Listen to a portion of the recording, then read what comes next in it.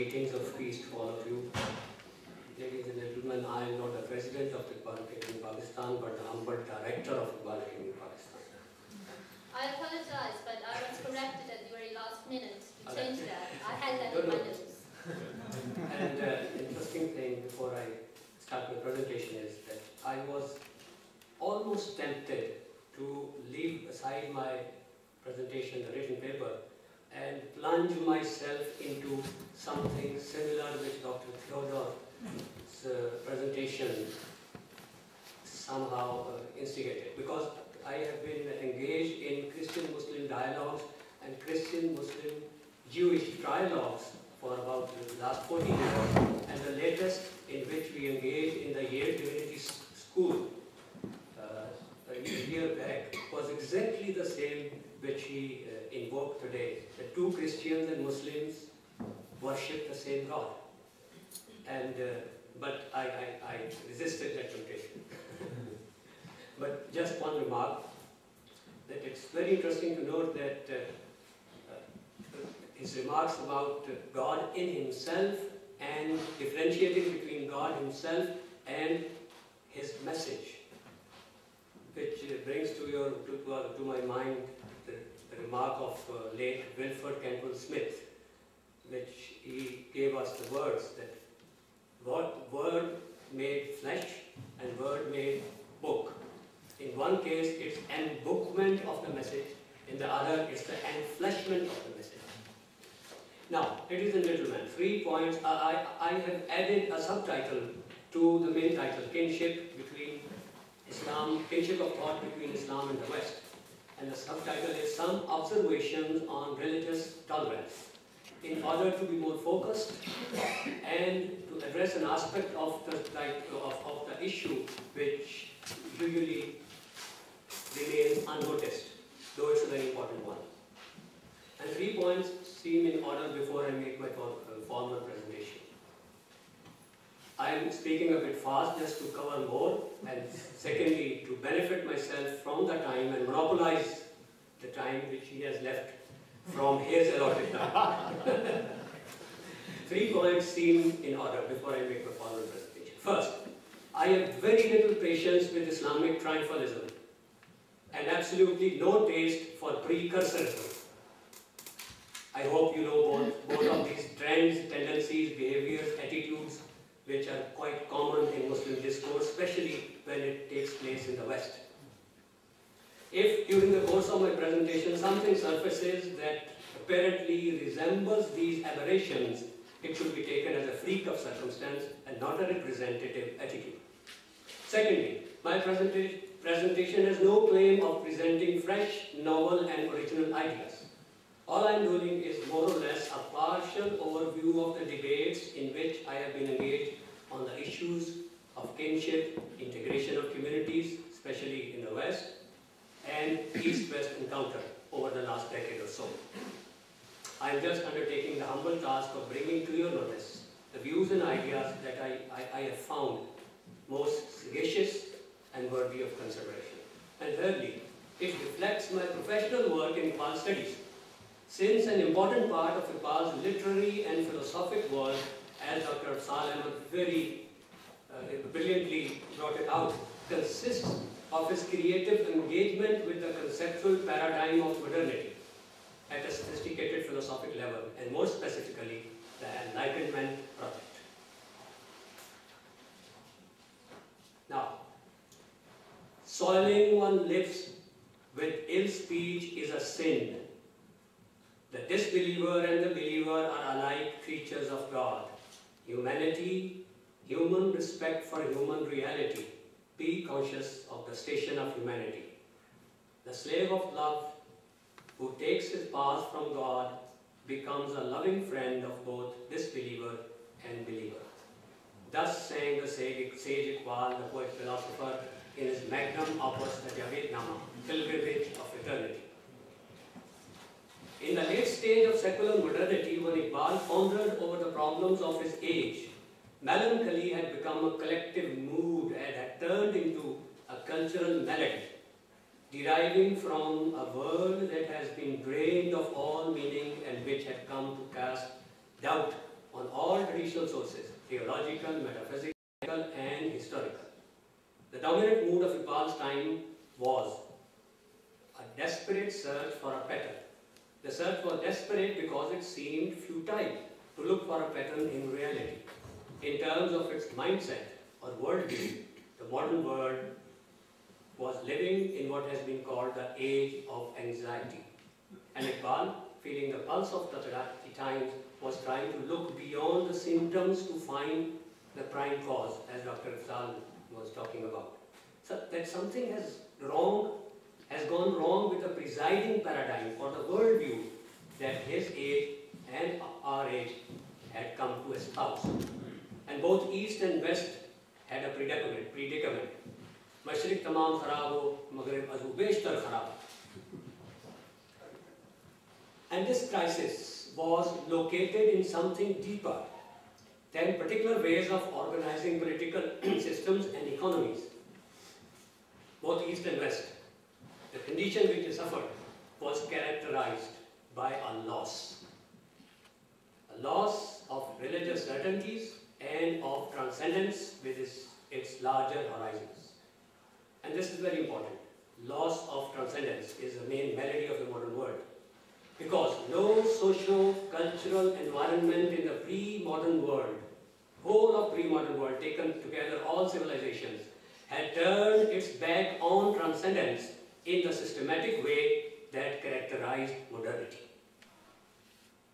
And the eclipse of transcendence impacts our ways of looking at the world, that is forming a worldview in a far-reaching manner, because everything else, whatever transpires in other domains of life, politics, living standards, environmental conditions, interpersonal relationships, and arts, ultimately depend on our presiding worldview. This was the cause of our spiritual crisis, and it was joined by other crises as we entered the new century. Environmental crisis, the population explosion, the widening gulf between the rich and the poor, and on and on. Now, more importantly, there were two worldviews. These two worldviews were contending for the mind of the future. The scientific worldview is a wasteland for the human spirit. It cannot provide us for the wherewithal for a meaningful life. And there are 5 distinct places where these contradict each other. First, according to the traditional religious view, spirit is fundamental and matter derivative. The scientific worldview turned this picture on its head. Second, in the religious worldview, human beings are the less who have been derived from the more. Science reverses this etiology, positioning humanity as the more that has derived from the less. You can see the whole of Darwinism behind it. Devoid of intelligence at its start, evolving and advancing to the elevated stature of that we human beings now enjoy. Third, the traditional worldview points towards a happy ending. The scientific worldview does not. As for the scientific worldview, there is no way that a happy ending can be worked into it. That is the grim reaper of individual lives. Fourth, contrast. There is a contrast between the competing worldviews concerning meaning. Having been intentionally meaning, the traditional world is meaningful throughout. I'm leaving out a few portions just to be. In the scientific worldview, meaning is minimal, if not absent. And the fifth, in the traditional world, people felt at home. Nothing like this sense of belonging can be derived from the scientific worldview, which is dawning in the age of homelessness. Now, the frontier thinking has seen through the so-called scientific worldview, recognizing it to be not scientific, but scientistic. It continues to honor science for what it can tell us about nature, or the natural order, natural world. But as that is not all that exists, science cannot provide us with a worldview, not with a valid one. The most it can show us is half of the world. The half where normative and intrinsic values, existential and ultimate meanings, teleologies, qualities, immaterial realities, and beings that are superior to us do not appear.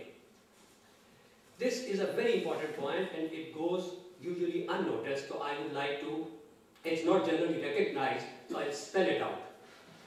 The death knell to modernity, which had science as its source and hope, was sounded with the realization that despite its power in limited regions, 6 things slipped through its controlled experiments in the way sea slips through the nets of fishermen. First, values. Science can deal with descriptive and instrumental values, but not with intrinsic and normative values. Second, meanings. Science can work with cognitive meanings, but not with existential meanings. Our ultimate ones. What is the meaning of life? Third, purposes. Science can handle telenomy, purposiveness in organisms, but not teleology, final causes. Fourth, qualities. Quantities science is good at. Everybody knows it, but not qualities. Fifth, the invisible and the immaterial. It can work with invisibles that are rigorously entailed by matter's behavior, the movement of iron filings and neurons, etc., but not with others. And 6, our superiors, if such exist. This limitation does not prove that beings greater than ourselves exist, but it does leave the question open, for the absence of evidence is not evidence of absence. Now, so where do we turn for an inclusive worldview? Postmodernism? It has no clue. And this is its deepest definition. As Lyotard, decades before, had brought it in place. I don't go into it. Having deserted revelation for science, the West has now abandoned the scientific worldview as well, leaving it without replacement. As Alan Wallace, in his Choosing Reality, in his book Choosing Reality, tellingly said, he delineated 8 different models or interpretations of quantum physics, all of which can claim the support of physics proven facts. A contemporary philosopher described the situation as the reality marketplace. You can have as many versions of reality as you like. So, and this situation was mirrored in the literature, which is usually the honest witness to the exact situation of a society. Why was that? That before postmodernism had emerged on the scene, W.B. Yeats was warning that things were falling apart and that the center didn't hold. And Gertrude Stein followed him by saying that in the 20th century, nothing is in agreement with anything else. And Ezra Pound saw man hurling himself at indomitable chaos. And Eliot, as we talked yesterday, found the wasteland and the hollow man as appropriate metaphors for the outward and inward aspects of our predicament. Iqbal's contemporaries were lamenting the state of the world with its shaky institutions and rudderless situation, with the dominant mood of melancholy, without suggesting an alternative. And conclusion, which I started from his poetry, was that for the survival of humanity, it is necessary for man to respect his fellow men. In the same way, it is necessary for him to learn to respect religions other than his own. Adamiyat ehtarame adami, ba-khabar shaw al-maqame adami. Be conscious of the station of humanity. And this is intimately related to the question of the other. Religious other, cultural other, political other, which in turn subsumes the issue of tolerance that we wish to address now. And in this regard, it would be useful to investigate how the West engaged with the idea and practice of tolerance as it had manifested in other religions and cultures, and how does it relate to the historical trajectory through which it became established in the West and was enshrined in the Western thought after the Enlightenment. In this regard, it seems that there was a shared legacy of the idea that suffered a diverse destiny in the West. Religious tolerance can be defined in terms of a positive spiritual predisposition towards other religion, towards a religious other, a predisposition fashioned by a vision of the divinely veiled diversity of religious communities. If the diversity of religions is seen to be an expression of the will of God, then the inevitable differences between the religions will not only be tolerated, but also celebrated. Tolerated on the outward, legal and formal plane, celebrated on the inward, cultural and spiritual plane. And the root of this attitude, this spiritual predisposition, derives from the principle going beyond the secular domain. The tolerant attitude emerges as a consequence of a kaleidoscopic vision of unfolding divine revelations, a vision which elicits profound respect for the religions of the other rather than reluctantly, begrudgingly or condescendingly granting mere toleration.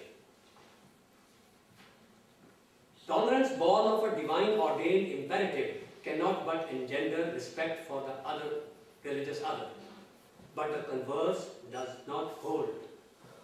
One can be tolerant in a secular sense, outwardly and legally, without this being accompanied by sincere respect for the religion of the other. Moreover, the purely secular approach to tolerance carries with it the risk of falling into a corrosive relativism of the anything goes variety. It can lead to the normativity and particularity of one's own faith being diluted, if not sacrificed, for the sake of an abstracted and artificial social construct. The Islamic tradition in principle, as well as in practice, provides compelling answers to many questions pertaining to the relationship between religious tolerance and the practice of one's own faith. The lessons drawn from the Islamic tradition reveal that tolerance of the other is in fact integral to the practice of Islam. It is not some optional extra, some cultural luxury, and still less something one needs to import from some other tradition. This being said, one needs to take note of an irony. The essential sources of Islamic faith reveal a sacred vision of diversity and difference, plurality and indeed of universality, which is unparalleled among world scriptures. The practice of contemporary Muslim states, however, not to mention many vociferous extra state groups and actors, fall lamentably short of the current standards of tolerance set by the secular West. In consequence, it is hardly surprising that many urge that what the Muslim world needs in order to become more tolerant is to learn to become more modern and secular, and less traditional and visionary, within quotes. This kind of argument, however, ignoring and belittling the vast treasury of ethical and spiritual resources within the Islamic tradition, will succeed only making Muslims more rather than less intolerant by provoking defensive backlashes that have been seen throughout. But we would come to this question later.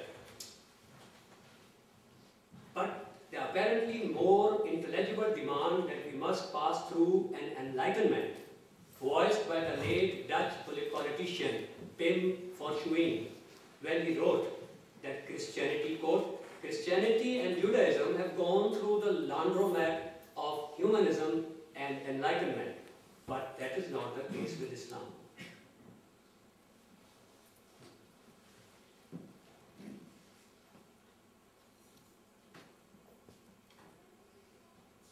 But before we answer this, let us ask, what is the provenance of the secular concept of tolerance in the West?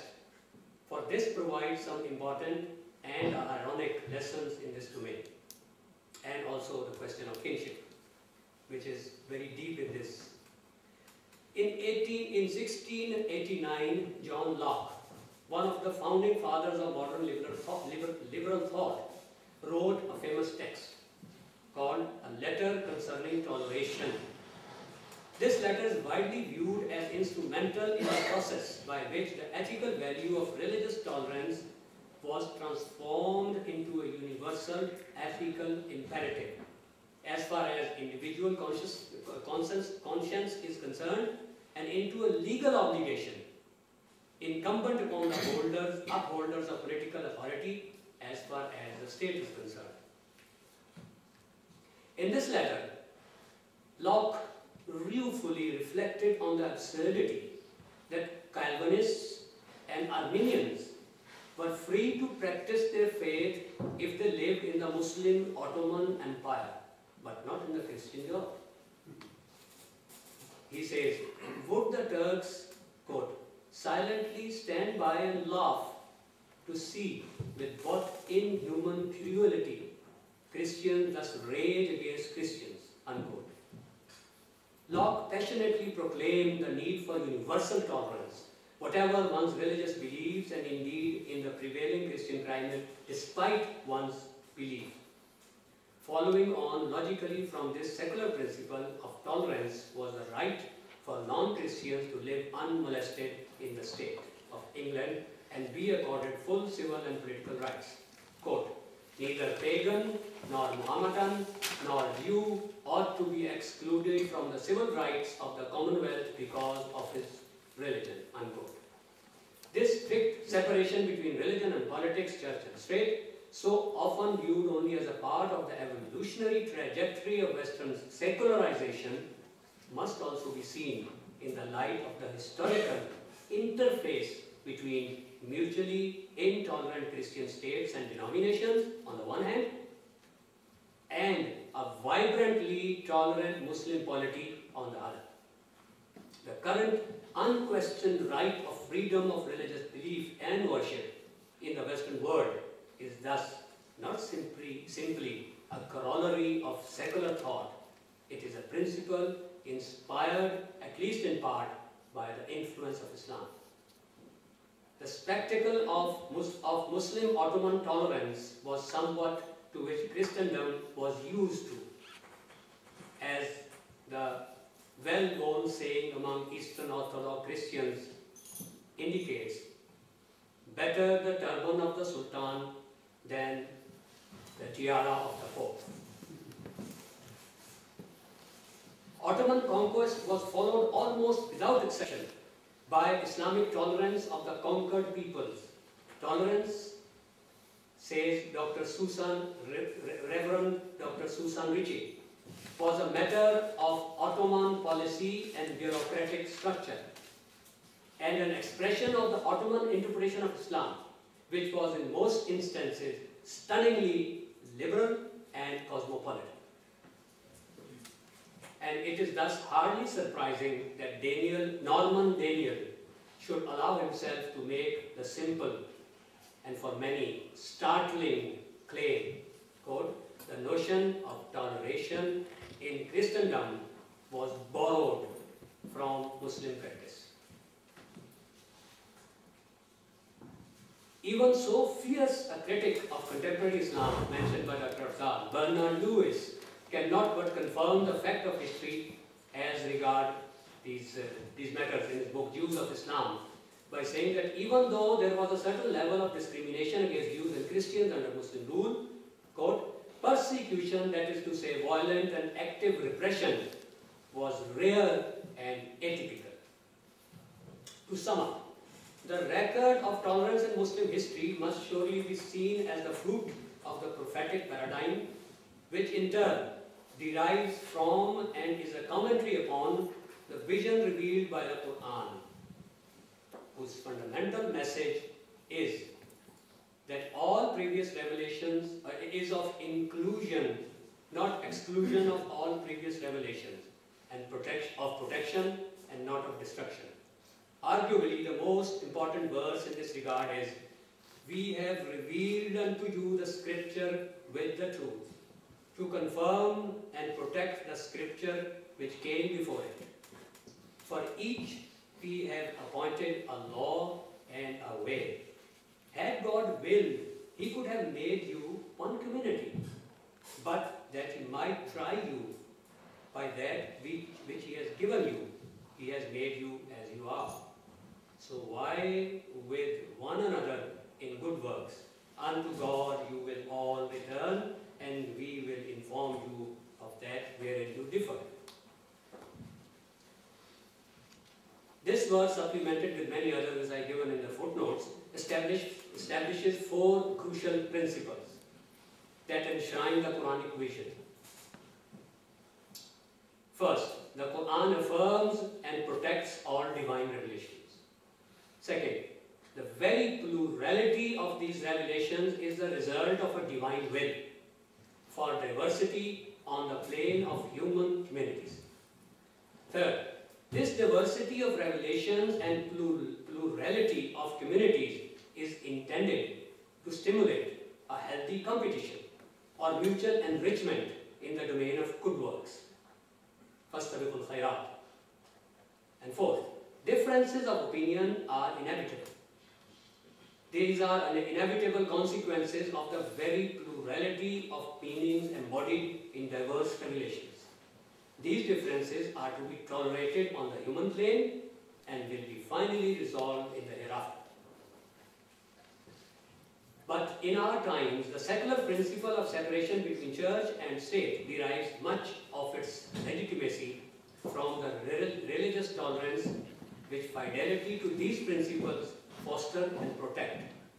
As stated earlier, this cannot be disputed on empirical grounds. However, what must be recognized and resisted in the West, is the temptation to universalize the particular historical trajectory by which tolerance became established in the West and apply or impose, as observed in the representative trend manifesting in Mr.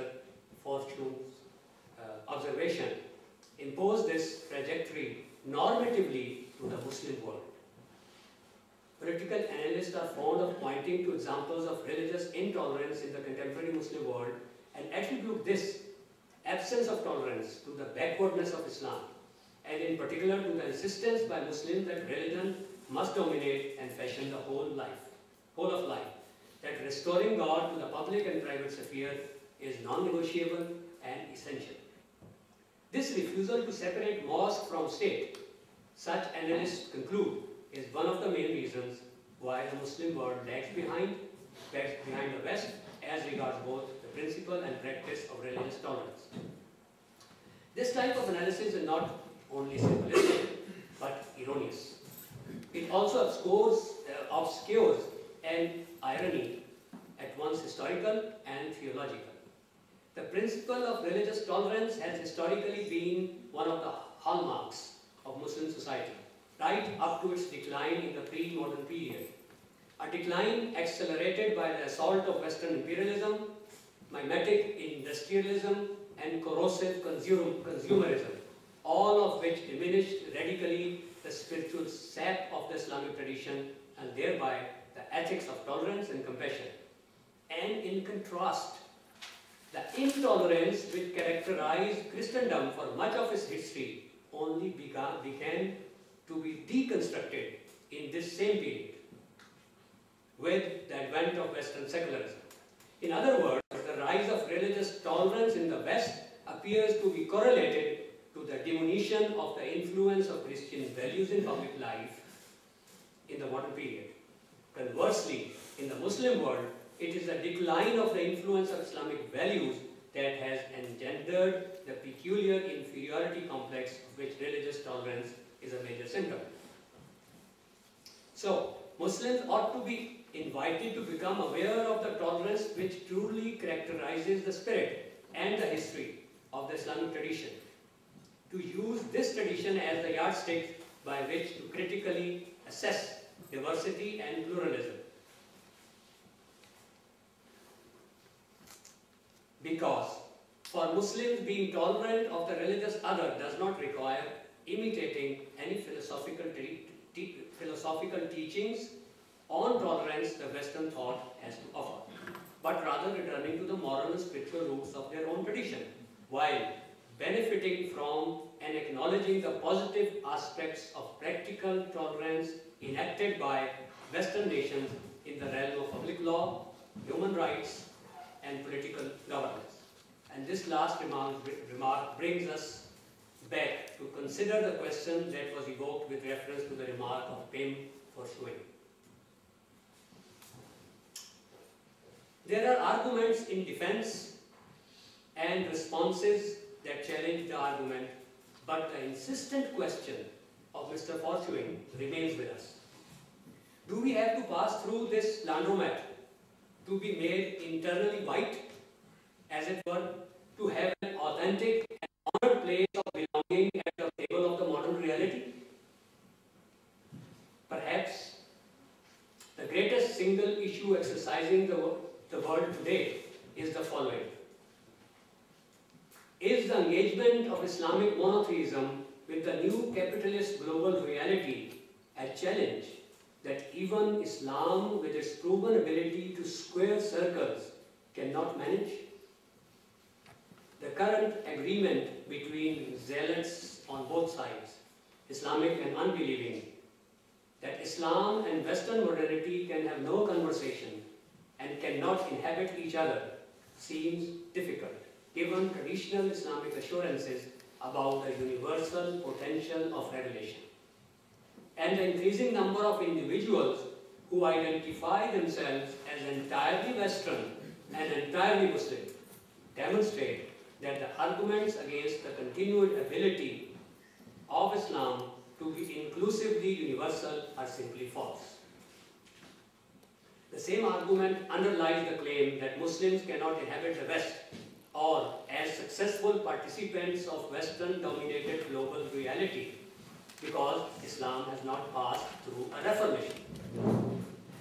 A reformation, that is to say, a bypass operation which avoids the clogged arteries of medieval history and seeks to refresh us with the lifeblood of scriptures themselves in precisely what is today underway among those movements and in those places which the West finds most intimidating. The Islamic world is now in the throes of its own reformation, and our Calvins and Cromwells are proving no more tolerant and flexible than their European predecessors. A reformation then is a bad thing to ask for us, if you would like us to be more blind. Fortune's remarks cited earlier remain with us.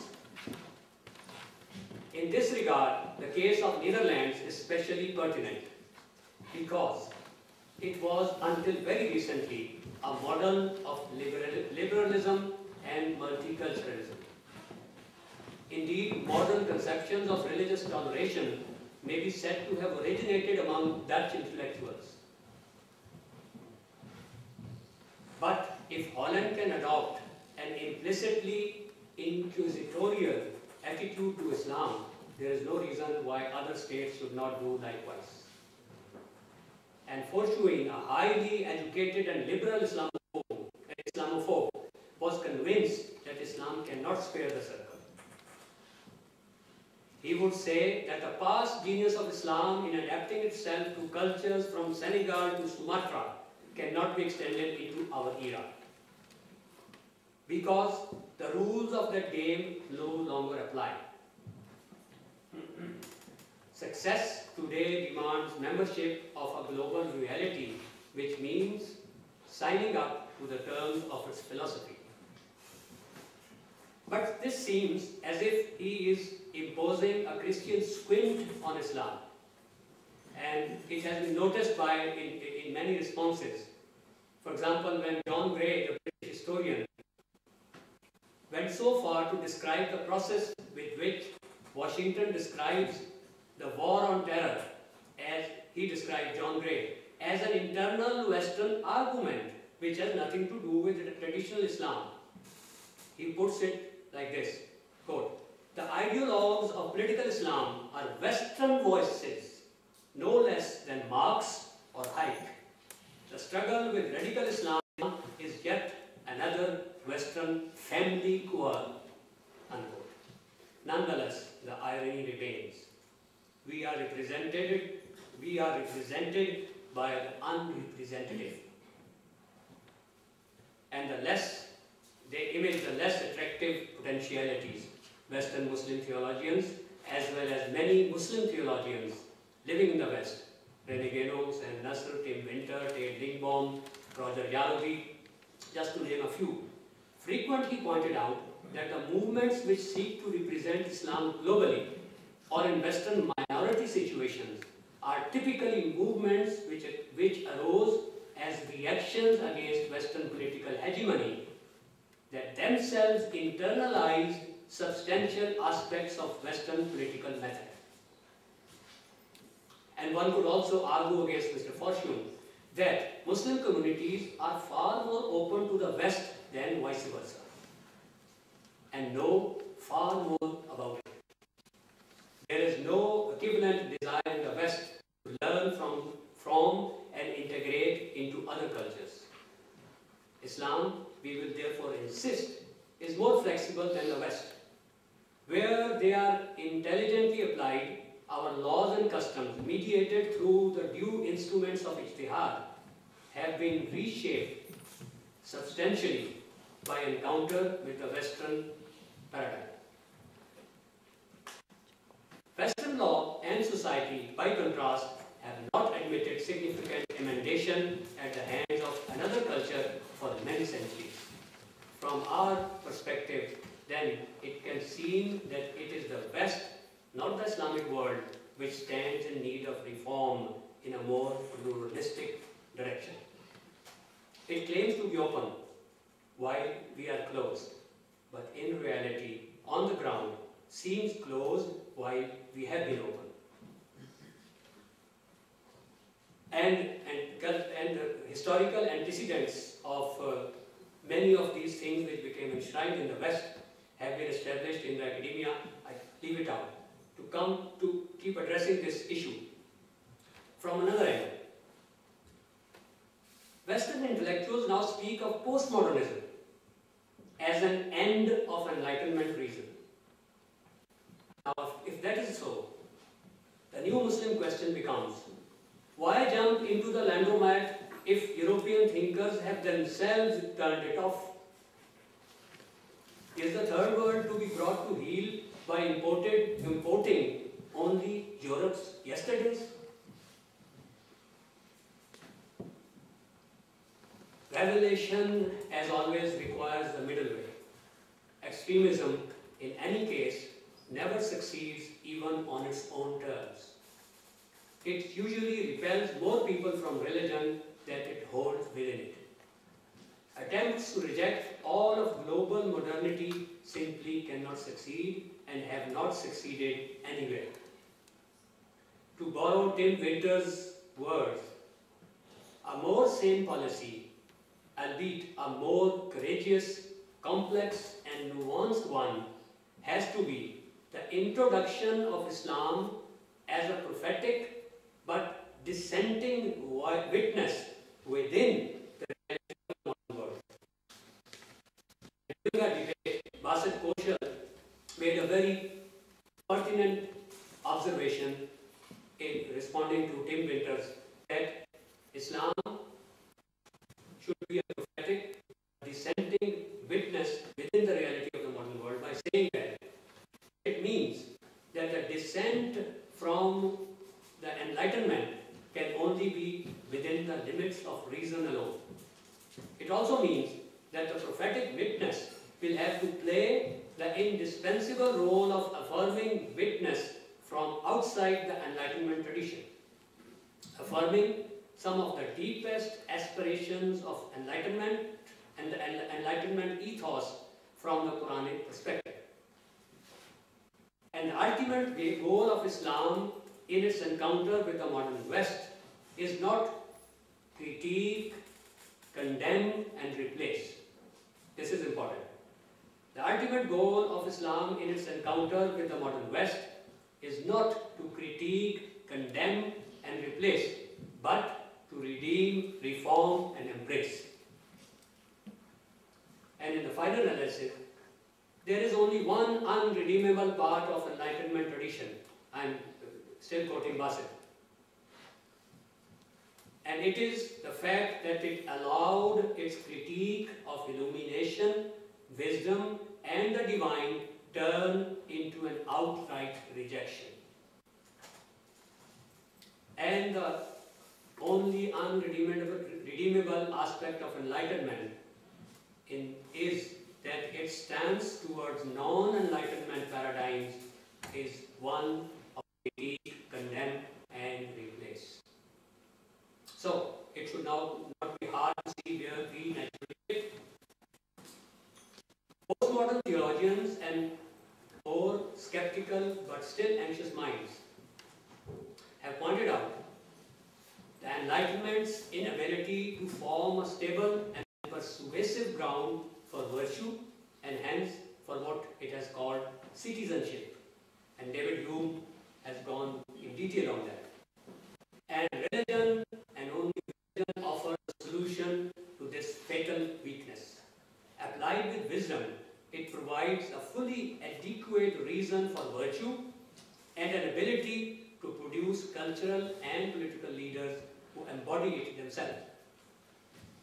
Of course, it is all too often applied improperly because Promethean arrogance and hubris of the philosophy in the rhetoric. It continues. Yet, the failure of Enlightenment paradigm as invoked by the secular elites in the Muslim world to deliver morally efficient government and cultural guidance indicates that the solution must be religious. Religious aberrations do not discredit the principle they aberrantly affirm. To end, we need a form of religion that elegantly and persuasively squares the circle rather than insisting on a conflictual model that is unlikely to damage the West as much as Islam. A purely non-spiritual reading of Islam, lacking the vertical dimension, tends to produce only liberals or zealots, and both have proved irrelevant to our needs. The way forward probably is to recognize that Islam genuinely converges with Enlightenment concerns on some issues, while on other matters, notably the Enlightenment's individualism and its increasingly Promethean confidence in humanity's autonomous capacities, Islam is likely to demur radically. What matters about Islam is that it did not produce the modern world. If modernity ends in a technologically induced Holocaust, then survivors will probably hail the religion's wisdom in not authoring something similar. If, however, it survives and continues to produce a global monoculture, where the past is forgotten and where international laws and customs are increasingly restrictive of cultural differences, then Islam is likely to remain the world's great heresy. The Ashmelite alternative, if it's rejected, it may be rejected. But what if Ishmael actually wishes to be rejected? Since the one who is doing the rejecting has ended up creating a world without God, and Ishmael would not like to be a part of it. Grounded in a stubbornly immobile liturgy and doctrine, we Ishmaelites should serve the invaluable, though deeply resented, function of a culture which would like to be an other, even if that is no longer possible. Thank you.